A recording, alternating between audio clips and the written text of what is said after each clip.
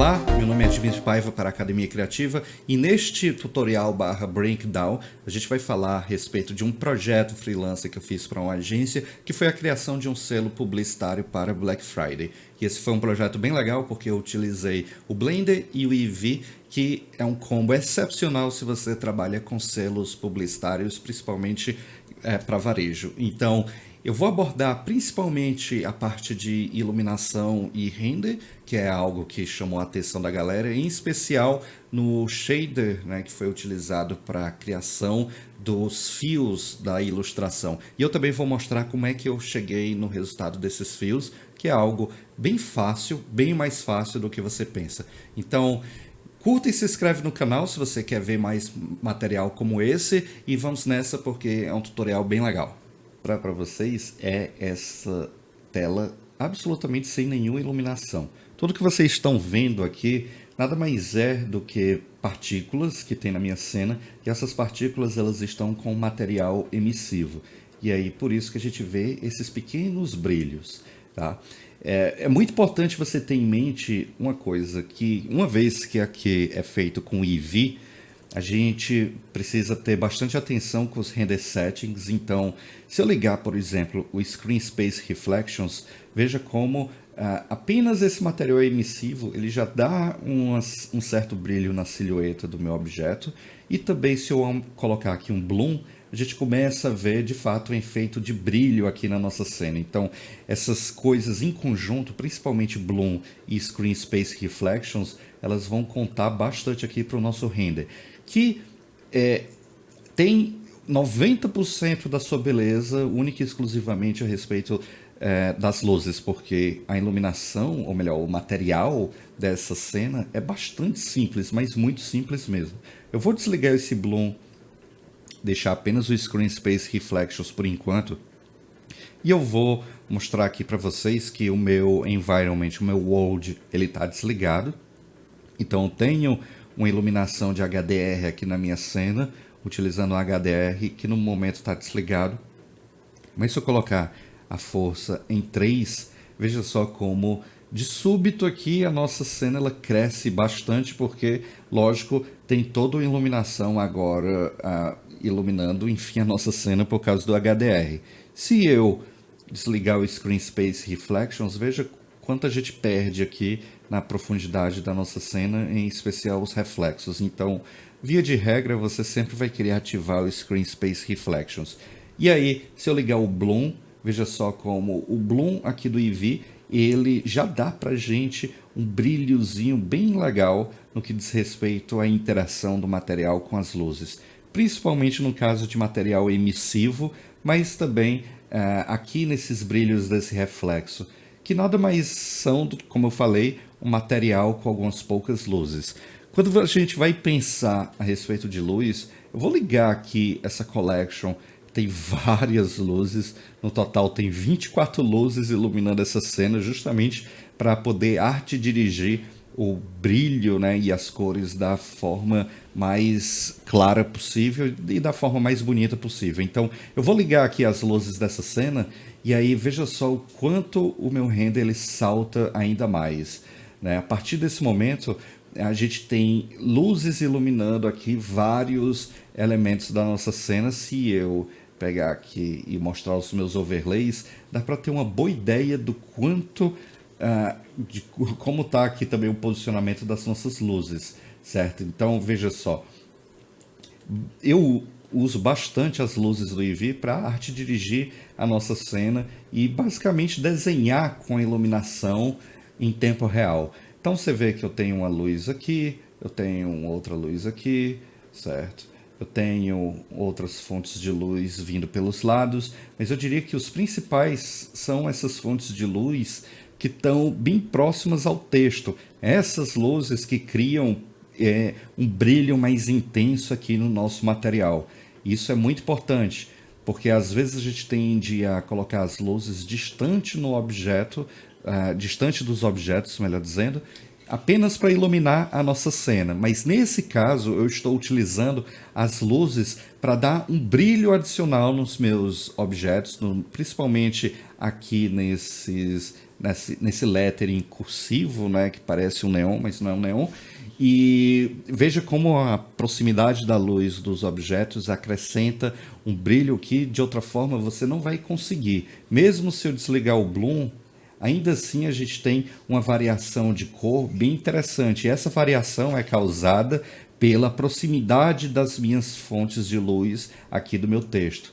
Não sei se vocês conseguem ver claramente, ó, mas eu estou selecionando e eu tenho várias luzes, tá? Uma luz básica mesmo, próximo aqui do meu texto, e essas luzes elas acabam criando brilhos e reflexos e uma profundidade adicional na minha cena, certo? No que diz respeito ao material, é o mais simples possível. Se eu pegar, por exemplo, aqui uma dessas curvas e for analisar o meu material, é apenas um material com um valor metálico altíssimo de 3, um specular também altíssimo de 3 e um roughness bem baixo, justamente para ele refletir bastante da nossa luz com um reflexo bem nítido.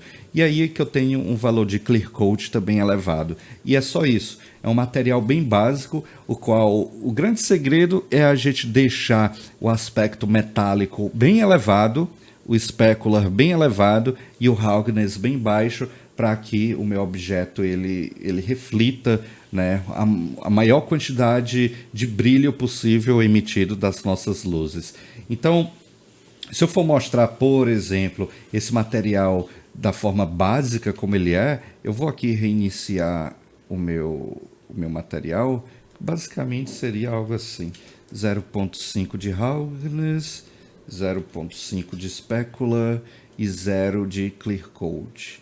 Então veja só agora como, por exemplo, aqui esse fio ele perde bastante do brilho e do reflexo dele à medida que o meu material ele fica bem básico. Se eu colocar o meu metallic em 1, vamos lá, agora ó, esse meu fio ele começa a ganhar um aspecto metálico e, por consequência, ele começa a refletir a minha luz de uma forma diferente. E o principal ganho dessa forma diferente é o fato da gente ter aqui uma grande variação de highlights ao longo da minha curva. Então eu tenho uma área mais escura, uma área mais clara, e tudo isso é causado pelo fato de eu estar dizendo aqui para o meu material que ele vai ser um material metálico. Eu posso até ir um pouco além, o slider só vai até em 1, mas eu vou colocar aqui em 3, apenas como uma medida meio de achismo, por assim dizer. Aqui não está fazendo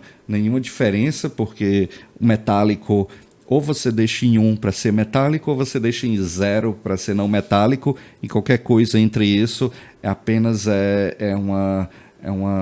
digamos, uma gambiarra que você faz para atingir alguma necessidade específica de arte e direção. No caso do Specular, a mesma coisa.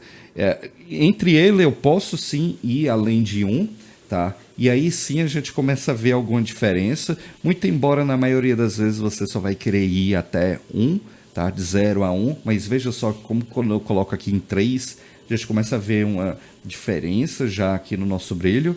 E se eu deixar o valor de roughness bem baixo, tipo 0.1 ou até menos, isso significa que o reflexo que o nosso material metálico está fazendo, ele vai ser um reflexo bem nítido. Então a gente começa a ter um aspecto mais cristalino aqui nesse material, que em razão da proximidade com as luzes e da proximidade dos próprios fios entre eles, acaba dando um efeito bem legal.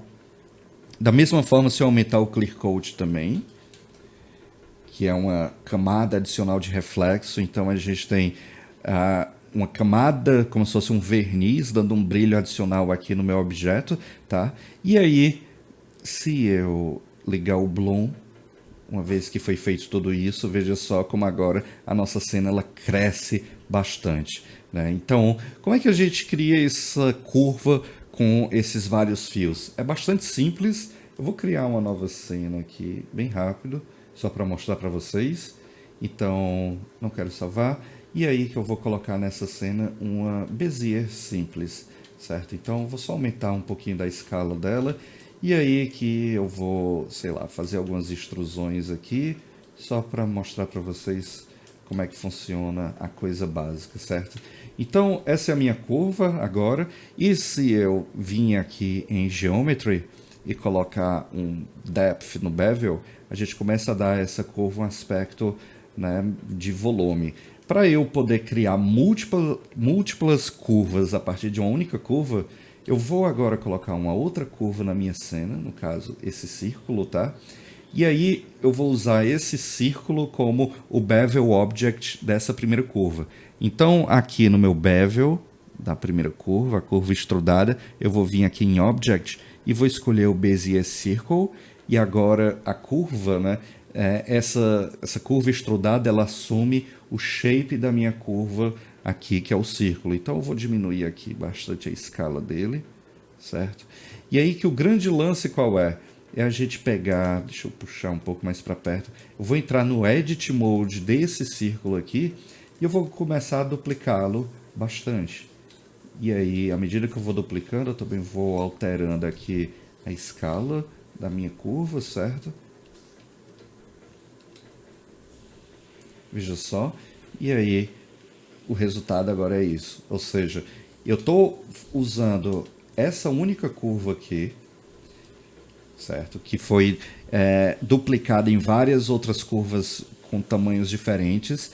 E essa curva, ela está servindo como o profile ou o bevel object dessa primeira curva aqui. E a parte legal é que eu posso também pegar isso daqui e mudar, ó.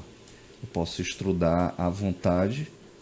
E aí que a minha curva ela continua, certo? Veja só. E aí eu posso também, inclusive, mudar, fazer um taper aqui para dar espessuras diferentes, certo? Também posso, lógico, aumentar a resolução aqui para deixar a minha curva com a resolução melhor, mais suave. Ótimo, então veja só como com isso a gente já chega num visual bem legal. E aí que para essas curvas emitirem partículas, por padrão as curvas no Blender não emitem partículas, mas eu posso duplicar essa curva aqui. E aí essa curva duplicada eu venho em Object, Convert to Mesh. Então agora isso aqui deixa de ser uma curva e passa a ser uma mesh, uma geometria normal. E agora sim eu posso vir aqui no meu sistema de partículas, colocar partículas e em Field Weights eu tiro a gravidade e em Velocity eu vou colocar 0.1 em normal. Dessa forma, quando eu der play, veja só que agora eu começo a ter vários pontinhos sendo emitidos a partir da minha mesh. E aí que agora é só esses pontinhos, né, serem um círculo, por exemplo, uma esfera pequena, com um material emissivo para dar o brilho que a gente tem naquele render final, beleza? Então é isso, espero que você tenha gostado, e se você quer aprender mais sobre 3D, sobre EV e sobre Blender, não deixa de visitar o site da academiacriativa.com, porque lá a gente tem muito mais material. Então é isso e até a próxima.